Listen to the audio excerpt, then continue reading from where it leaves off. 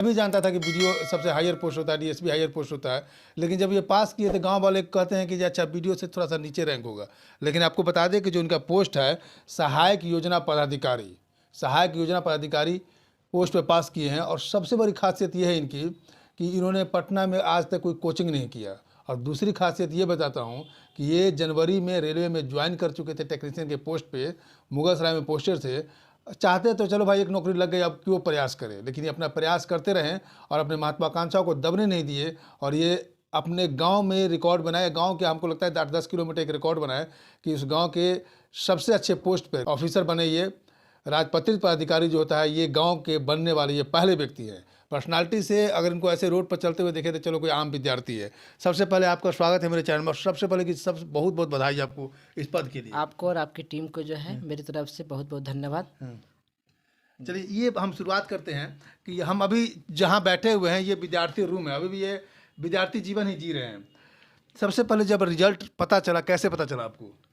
ऐसे तो हमको सोशल मीडिया के माध्यम से, हम लोग व्हाट्सएप ग्रुप थे, व्हाट्सएप ग्रुप से माध्यम से हम लोग रोज़ रिजल्ट चेक कर रहे थे कि जिस दिन से हम लोग इंटरव्यू दिए उसी दिन से घोषणा हुआ था कि 20 या 21 को रिजल्ट जारी हो जाएगा। और रिजल्ट की जो है देखने की और जो है अंतिम चयन होने की जो मन में जो ललक थी, ये दिन प्रतिदिन हम लोग को सोने नहीं देते थे। अच्छा। लगातार 4 से 5 दिन न कभी नींद लगता था, न कभी, हमेशा जो है हमेशा अपने भविष्य को लेकर, रिजल्ट को लेकर हमेशा चिंता बनी रहती थी। और सुबह शाम दिन रात यही लगता था कि काश हमने मेहनत तो किया, अब पता ना अंतिम परिणाम क्या होगा। अच्छा ये बताइए ये कितना चांस है, ये आप कितने चांस अटेम्प्ट में इसको पास कर गए? ये तो मेरा तीसरा प्रयास था। तीसरा प्रयास में मैंने अपना अंतिम रूप से सफल देखिए हुआ। तीसरा प्रयास भी कम मायने नहीं रखता है। तीसरे प्रयास में ये फाइनल सिलेक्शन कर गए। पिछले प्रयास में आपका क्या रैंकिंग, मतलब क्या पोजीशन था? पिछले प्रयास में मैंने पहली बार में ही इंटरव्यू तक पहुंचे और मुझे बहुत अच्छे 85 नंबर मिले, परंतु बहुत ही कम मार्क्स से मुझे जो है कट अंतिम ऑफ कितना गया था पिछली बार? 525 गया था। और आपको नंबर कितना आया था? 523 आया था। देखिए कितनी हैरत की बात है, कट ऑफ 525 और 523 इनको नंबर आया था। इसका मतलब कि वो भी थोड़ा सा अगर अच्छा होता तो सेकंड चांस में ही सिलेक्ट कर जाते। कितना पढ़ते थे आप? देखिए जैसा कि हम लोग का समय का कोई लिमिटेशन नहीं था, हम लोग घंटा देकर नहीं पढ़ते थे। हम लोग काम से अपने जो है टॉपिक, जिस टॉपिक को ले लिए, जैसे कि इसी रूम में हम लोग बैठते थे और पर डे लगभग जो है 6 घंटा सुबह 6 घंटा शाम, यानी 10 या 12 घंटा लगातार लिखते थे हम लोग लगातार पूरी। लिखते थे? आज हम लोग को कहीं ना कहीं कहीं बिना कोचिंग किए, बिना कहीं गए हुए, हम लोग इसी रूम में रह के पूरी लॉकडाउन में, जिस समय पूरी क्या भारत का पूरा विश्व जो है कमरे में बंद था, हम लोग पूरी एक ही छत में, एक ही बिल्डिंग में रह के 1 माह तक छत से नीचे नहीं उतरे थे। अच्छा।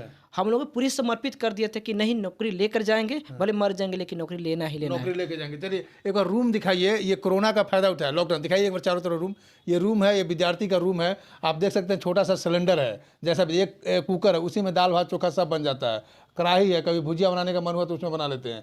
यही विद्यार्थी का रूम है। और इनका कहना है कि लॉकडाउन में 1 महीने तक, मेरे तरफ आ जाइए, 1 महीने तक ये अपने रूम से नहीं निकले। लॉकडाउन का ये बेनिफिट उठाएं कि आज बिहार सरकार में राजपत्रित पदाधिकारी हो। हम भले कितने आसान से अभी इंटरव्यू ले रहे हैं, लेकिन भाई साहब जब ज्वाइन कर लेंगे, कुछ 6 महीना 7 महीना बीत जाएगा तो हम ही फ़ोन करेंगे तो कहेंगे भाई साहब टाइम नहीं है, या हो सकता है बोले कि कौन है आप। ऐसा तो होगा क्या? सर हम तो बहुत ही ग्रामीण परिवार से जुड़े हुए हैं। हम जो है, मैंने एक एक जो है दुख दर्द को देखा और झेला भी है। स्वयं मेरे माता पिता किसान हैं, हम ग्रामीण पृष्ठभूमि से, खुद मैं किसान खेतों में आपके जाता था। पिताजी क्या करते हैं? मेरे पिताजी एक किसान हैं, छोटे किसान हैं। माँ? मेरी माँ गृहिणी है घरों में जी। हम लोग खुद जो है अपने खेतों में काम करते हैं, उतना ज़्यादा खेत भी नहीं है। और हम कहाँ पर घर की आर्थिक स्थिति कैसा रहता था? घर की आर्थिक स्थिति उतनी अच्छी नहीं कहे, लेकिन सामान्य है। हाँ कि सामान्य, परंतु जो शैक्षिक स्तर के कहा जाए कि मैं अपने पूरे खानदान में, मेरे पूरे वंश में पहला स्नातक किया हूँ। देखिए पूरे खानदान में कह रहे हैं कि पूरे खानदान में इनके आसपास जो पटदार हुए हैं सब पटदार में पहला ग्रेजुएट है। अब इस पर एक चर्चा हम कर देते हैं कि बिहार की शिक्षा स्थिति की बात होती है, सबसे निचले पद। देखिए अभी इस उम्र में 2023 चल रहा है, अभी इस दशक में ये अपने परिवार के पहले ग्रेजुएट है। कितनी, आप क्या कहेंगे? इनके लिए अच्छी बात है, ये इन्होंने परिवार का नाम ग्रेजुएट होकर के भी नाम रोशन किया और आज पदाधिकारी बनकर भी नाम रोशन कर रहे हैं।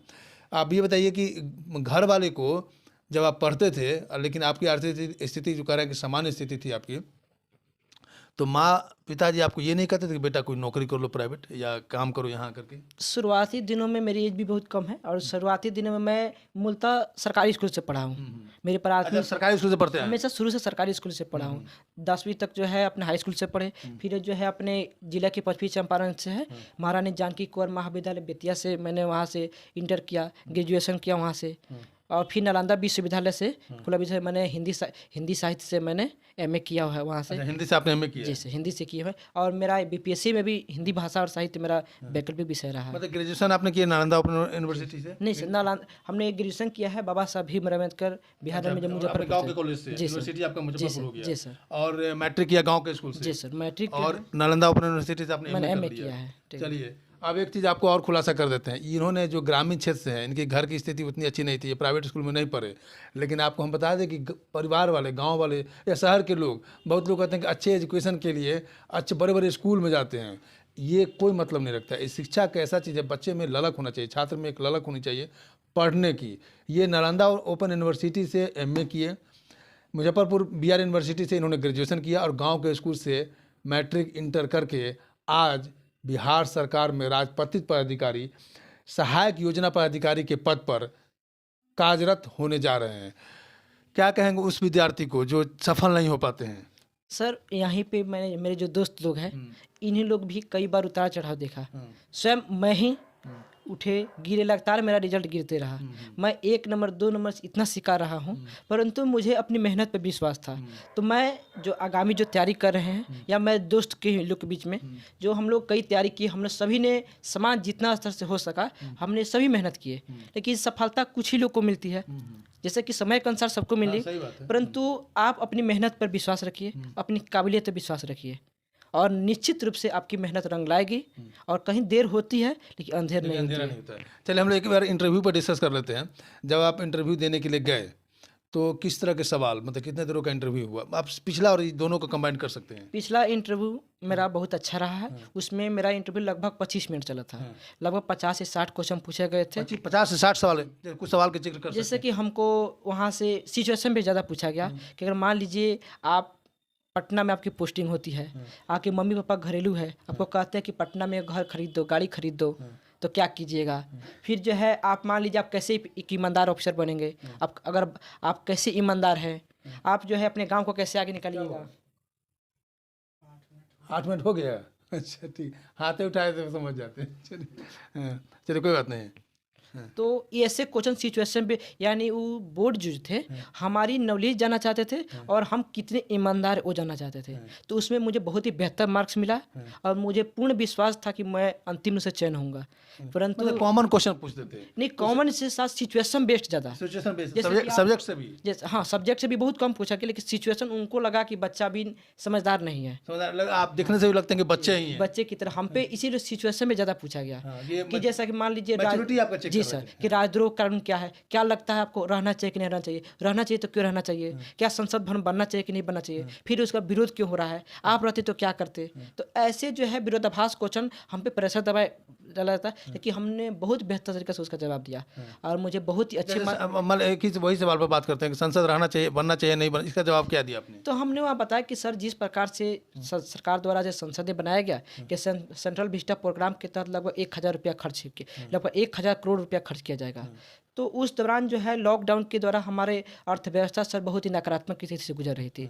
तो ऐसे में अपनी अर्थव्यवस्था के ध्यान में रखते हुए इस काम को थोड़ी देर रुक देनी चाहिए, परंतु जैसे जैसे हमारी अर्थव्यवस्था मजबूत होती है तो निश्चित रूप से सर इस दिशा में काम किया जाना चाहिए। तो मैंने ऐसा बोला तो आप बोले कि बहुत अच्छी बात है। तो उसके बाद से कोई काउंटर कुछ नहीं दिया। इससे पहले और क्या राजद्रोह की बात कर रहे थे? राजद्रोह की बात पूछा गया कि क्या राजद्रोह कानून सही है या नहीं है। तो वहाँ पर भी मैंने बताया कि सर राजद्रोह कानून, अगर देश की और सुरक्षा की बात किया जाए तो राजद्रोह कानून सही है, परंतु हाल के दिनों में सरकार द्वारा भी बताया गया और माननीय न्यायालय द्वारा भी बताया गया कि इसके जिस प्रकार से दुरुपयोग बढ़ रहा है तो इसके दुरुपयोग को रोकने की जरूरत है। तो इसके पूछा गया, कुछ और पूछा गया हमारे, और इंटरव्यू जो था आप पे डिपेंड करता है मेन में कि आप जो है। और उस दिन ये था कि मैं इंटरव्यू मैं घुमा रहा था, हम आपके जो है हिसाब से क्वेश्चन पूछा जा हम रहा जो है जैसा चाह रहे थे, जैसे हम चंपारण से है, चंपारण एक अपने आप में इतिहास है। अगर आप इतिहास में अगर रुचि रखते हैं तो सम्राट अशोक की जो है ललाट वहाँ पे है, जानकीगढ़ है, नंदनगढ़ है, वहाँ पे है। आप साहित्य में रखते हैं तरमधारी, आप गोपाल सिंह नेपाली की भूमि है। आप भूगोल में अगर रखते हैं तो वाल्मीकि नगर टाइगर रिजर्व है, वाल्मीकि आश्रम है।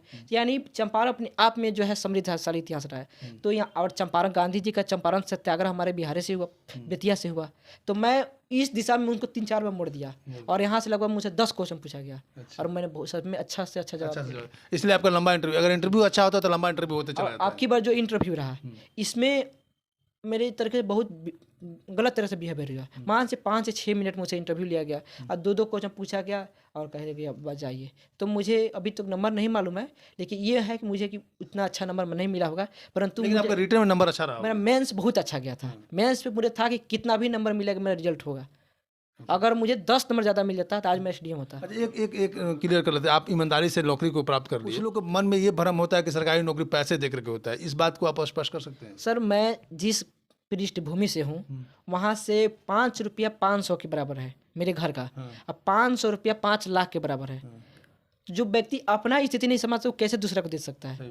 और मैं खुद नौकरी लिया हूँ, एक नौकरी छोड़कर दूसरी नौकरी में जा रहा हूँ, चला गया हूँ अब, तो इससे बड़ा प्रमाण क्या हो सकता है? चलिए, एक रिजाइन दे करके दूसरी नौकरी लेना ये बहुत चैलेंजिंग बात है। इतना कितना मजा आता होगा उस व्यक्ति को जो एक नौकरी है और दूसरी नौकरी लेने के लिए पहले वाली नौकरी को रिजाइन देता है। उस समय तो थोड़ा गौरवान्वित महसूस करते हैं कि रिजाइन मार रहे हैं हम। मैं लेवल 2 से लेवल 9 बन गया। 9 बन गए, सही बात। जिसके अंदर में मैं काम करता था वहाँ पे अब सबसे बड़ा अधिकारी अधिकारी है। बन और बिहार के जो है लेवल 9 जो है 54 ग्रेड पे में जाना और एक ऐसे पद सहायक योजना पदाधिकारी के रूप में मेरा जो चयन हुआ है। तो मैं जिस पृष्ठभूमि से हूँ, जिन समस्याओं को मैंने देखा था ग्रामीण क्षेत्र में, आज उन समस्याओं पे मुझे काम करने का मौका मिल रहा है। तो मैं उस समस्याओं को और बेहतर तरीका से जो मैं चाहूँगा कि वो समस्याएं भविष्य में ना हो, मैं बेहतर कर सक वहाँ पे काम करने की कोशिश करूँगा।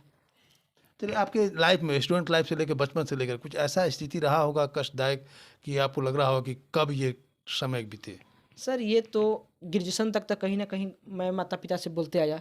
मैं हमेशा बोलता था और कि मैं अगर मेरी स्थिति और अच्छी रहेगी तो मैं जरूर अफसर बनूंगा। मुझे अफसर बनने का तमन्ना बचपन से था। बचपन से? ये कब से था? ये जो मेरे पापा जो है उतने पढ़े लिखे नहीं हैं, परंतु ये बताते थे कि ये देखो ये आईएएस बना, ये डीएम है, ये डीएम साहब है, ये वो है।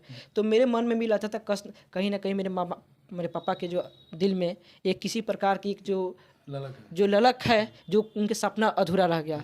तो मैं उसी दिन से बचपन से इन सपने को पूरा करने के लिए मैं दृढ़ था इसके प्रति लिए कि नहीं मैं अफसर बनूंगा। और ये कहीं ना कहीं मेरे ये अंदर से जो जिज्ञासा था आज वही एक अधिकारी के रूप में। कितने भाई बहन हैं आप? मैं 2 भाई 2 बहन। मैं आप सबसे बड़े हैं? सबसे बड़े हैं और मेरा एक भाई और 2 बहन छोटी है। सब छोटी है जी। उसके इंस्पायरेशन तो आप खुद हो जाएगा। आप अपने को इंस्पायर करने के लिए पिताजी की बातों से इंस्पायर हुए? जी जी। और कोई आइडिया, मतलब आपका आइडियोलॉजी कोई ऐसे आइडियोलॉजी जैसे कि मेरे तो इस मुकाम तक मेरे घर के लिए एक ग्रुप डी की नौकरी हो जाना एक डीएम के बराबर था। सही बात है। जिस वैसे पृष्ठभूमि को अगर इतना बड़ा अगर कोई चीज़ हम रखते हैं सपना, तो कोई किसी सब की मजाक ही बना देगा। अरे वीडियो जो लड़का ग्रुप डी नहीं निकाल सकता तो वीडियो क्या बनेगा? लेकिन मेरे माता पिता ने बहुत सपोर्ट किया इसमें। और जैसे जैसे हम माता पिता साथ रहे आपके? और हम जब पटना में आए तो यहाँ पे आए तो धीरे धीरे मेरी मेहनत और लोगों के बीच जुड़ाव बढ़ते गया। और मुझ में सबसे बड़ी क्वालिटी ये थी कि हमको कुछ सीखने की हमेशा ललक रही है। आज भी तो हम पैर पकड़ लेंगे, अगर आपको हमको सीखना है आप कैसे नहीं सिखाइएगा। तो मेरे तक हमेशा कुछ सीखने की ललक रही। और कहीं ना कहीं आज जैसे मेरे ग्रुप में है एक दूसरे के जो है हम है, ये विकास जी है, ये जो है जादव जी है, एक रवीश भाई थे, अभिमन्यु इनका नाम है, अभिमन्यु यादव। उसके बाद एक मिथुन भाई थे। तो हम लोग सबको एक रूम में लिखते थे रोज़ जो है सुबह और शाम, यानी 40 पेज सुबह में 40 पेज शाम में 80 पेज पर डे हम लोग लिखते थे पर डे। आज भी ये चालू है। और ये आज मेरा 2 आदमी का हुआ है इस ग्रुप से। और हमको ये लगता है कि 23 और 24 के बीच में सब कोई अफसर बन जाएगा। सब कोई अफसर बन जाएगा जी। चलिए, इनके हमारी भी शुभकामनाएं। घर वालों को कौन बताया? घर वाले को तो हमसे ज़्यादा चिंता तो मेरे घर वालों की ही थी, क्योंकि मेरे माता पिता न पढ़ते हुए भी मेरी सफलता इतना देख लिए थे, उनसे जाकर और कोई पूछे कि बताइए बीपीएससी में कैसे एग्जाम होता है, तो मेरी माँ एक अक्षर नहीं पढ़ी है, अपने नाम तक नहीं लिख सकती है, लेकिन आपको बीपीएससी के बारे में सब बता देगी, बता देगी, क्योंकि वो इतनी बार सुन चुकी है कि पीटी होता है, मेंस होता है, इंटरव्यू होता है। अब रोज हर रोज बात होता है कि कहाँ तक पूछा, क्योंकि हमसे ज़्यादा तो वो लोग घबराए हुआ था। और क्योंकि मैं अपने घर का अंतिम चिराग हूँ, और यहाँ से एक अलग जो है दशा निर्माण होगा, क्योंकि अपने घर से पहला जब ग्रेजुएट हूँ, यहीं से एक अलग जो है मिसाल जाएगी। तो मेरे से ज़्यादा मेरे घर के लोग जो है रिजल्ट सुनने के लिए उत्साहित थे। तो रिजल्ट कौन बताया उनको? रिजल्ट तो मैं ही फ़ोन करके बताया, आप ही ने बताया? मेरे घर पे तो मोबाइल नहीं था, तो ऐसे हम खुद जो है ऐसे फ़ोन करके बताए। कैसा लग रहा था उस समय बताने में और वो लोग सुनने के बाद? बहुत जो है हम खुद भावनात्मक हो जब गए। मैं घर पे खुद गया तो खुद मैं रोने लगा, क्योंकि लग रहा था कि आज जो मैंने संघर्ष इतना 10 साल लगाया, तो आज संघर्ष कहीं ना कहीं आज सच होते दिख रहा है, आज मेरा सपना कहीं ना कहीं साकार होते दिख रहा है। और मैं अपने माँ को भी बोलता था कि जैसे मैं अपने खेतों में कभी काम करती थी तो लगता था, तो मैं अपनी माँ को हमेशा बोलता था कि माँ, कि एक दिन ऐसा समय आएगा कि तुम जिस गली से निकलेगी सब कोई कहेगा देखो मुकेश की माँ जा रही है। तो आज मुझे वो दिन लगता है कि देखो, आज मेरी माँ भी खुद बोलती है, मेरे घर रोज लोग पहुंच रहा है। इतने अच्छी रिजल्ट होने में एक वार्ड मुखिया, एक व्यक्ति तक मेरा राजनीतिक वाला मुखिया तक अभी तक नहीं कोई मिले। नहीं गया मेरे घर पे। लास्ट में उस विद्यार्थी के लिए एक मैसेज दीजिए जो अभी तैयारी कर रहे हैं। जो भी तैयारी कर रहे हैं उनसे मैं यही कहना चाहूँगा, आप अपनी मेहनत पर पूरा विश्वास करिए, लगातार मेहनत करिए, मेहनत कभी व्यर्थ नहीं जाता है। आज लाए कल लाए, मैं खुद इसका जो है भुगतभोगी रहा हूँ। एक समय में खुद मुझे लोग कहते थे कुछ नहीं कर पाएगा। मैं लगातार 2015 में हमारी ऐसी तैयारी थी, उस समय किसी एग्जाम में बैठ निकल जाता है, लेकिन लगातार मेरा रिजल्ट गिरते रहा।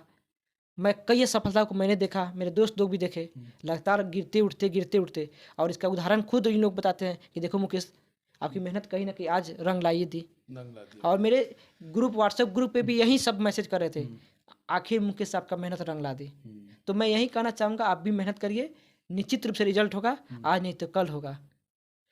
चलिए, ये हैं बेतिया के मुकेश प्रसाद, जो अपने जिला के साथ साथ राज्य में नाम रोशन किए, और उन्होंने सहायक योजना पदाधिकारी बीपीएससी का जो 68 का जो एग्ज़ाम 67 बीपीएससी का जो 67 का जो रिजल्ट आया, उसमें सहायक योजना पदाधिकारी के पद पे ये ज्वाइन करने के लिए जा रहे हैं। और ये सबसे बड़ी बात है कि रिजाइन देकर, रेलवे का नौकरी रिजाइन देकर के ये पद को ज्वाइन कर रहे हैं।